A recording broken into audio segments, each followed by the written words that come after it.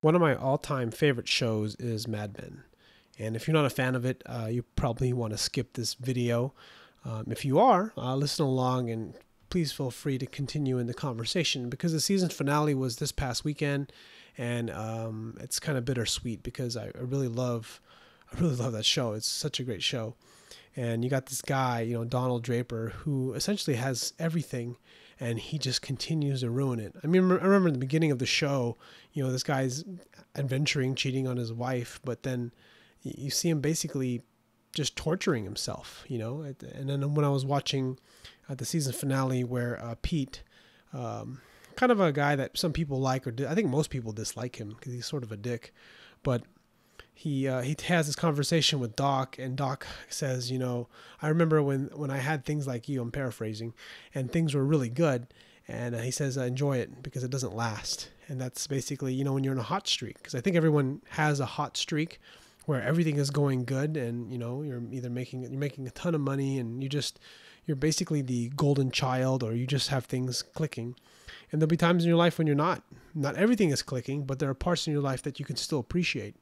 And essentially what the whole movie or the TV show was about, and sort of what I was thinking in my head, I was on the treadmill watching this stuff, watching these last three episodes on Monday, was that the whole story of Mad Men, or the whole story, I guess the whole story of a lot of these people in Mad Men is people who don't realize what they have. It's just basically you see them and you're just like, why are you so stupid?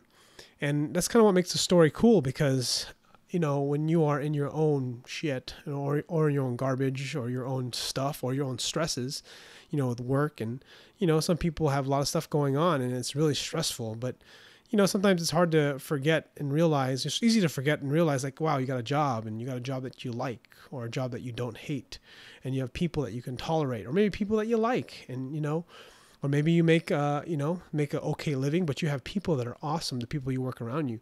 And, with the people that are so driven, because that's basically what, the whole advertising business was about back in that time, is they're essentially they're so driven. You got Peggy Olson trying to, just become art director, and she's busting her ass and playing the game as a woman.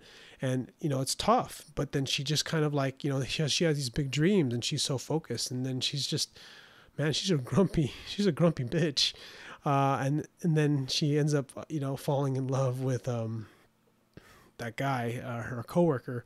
And it's kind of weird because, kind of what they've been doing. I don't know what to say about all this stuff, but just kind of thinking out loud, I'm pretty happy it's over. I mean, I'm sad that it's over, but at the same time, I'm happy because, I mean, it was kind of hard to keep going. Well, I guess you could keep going. I take that back, because you would have gone into the 70s, and that would have been pretty crazy to go into that.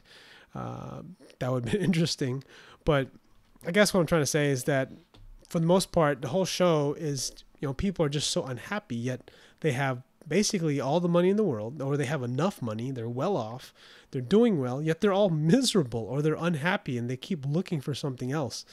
And I think that whole theme of, you just see this drama unfold, because that's why do you watch the show in the first place? It's entertaining, right? And if there's no drama, if there's no conflict, what's the point? And if these people weren't so stupid, it wouldn't be nearly as interesting.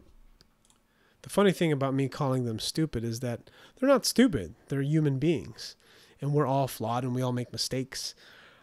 And it's I don't know, it's fun watching a train wreck, right? And you want to see them essentially dig a hole for themselves, and then they have to dig themselves out, because that's what storytelling is about when you watch TV shows and movies, because it's fun.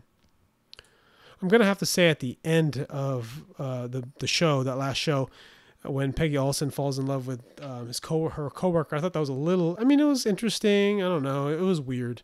It just kind of came out of nowhere. They basically confessed their love for one another. Don Draper finds peace with himself, and that was actually kind of nice. It was kind of sad to find out that his ex-wife had cancer, and how she dealt with that, and telling her kids, and then you kind of see the growing of her daughter, how she basically, Dawn and I can't remember her name, Mr. Draper's daughter, or Mrs. Francis now, right? How she sort of just grew up, right in that moment, starting taking care of the kids, starting washing the dishes, and just taking responsibility, because she's a teenager and she's going through that phase of being independent. But then you see her grow, and then you see, who was it? The husband, Mr. Francis, forgot his first name, but he ends up, he's basically falling apart. His wife is gonna die, and his wife, Birdie doesn't want to. She wants to live, but she doesn't want to go through the process of trying to survive. And I can kind of understand that. I guess it's somewhat similar. Maybe that's what Steve Jobs felt. I don't know if Steve Jobs.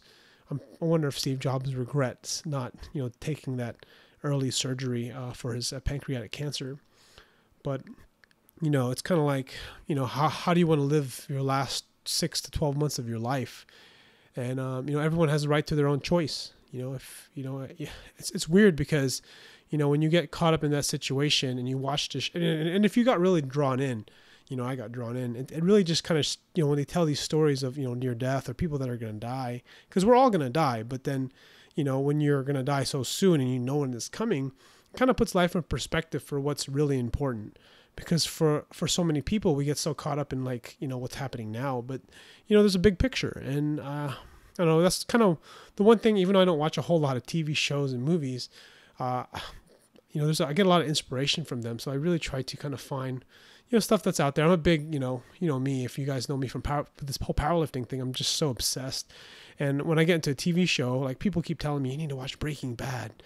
I don't watch it because I'm going to binge it. I'm going to destroy my week because I can't stop. I won't be able to stop watching it.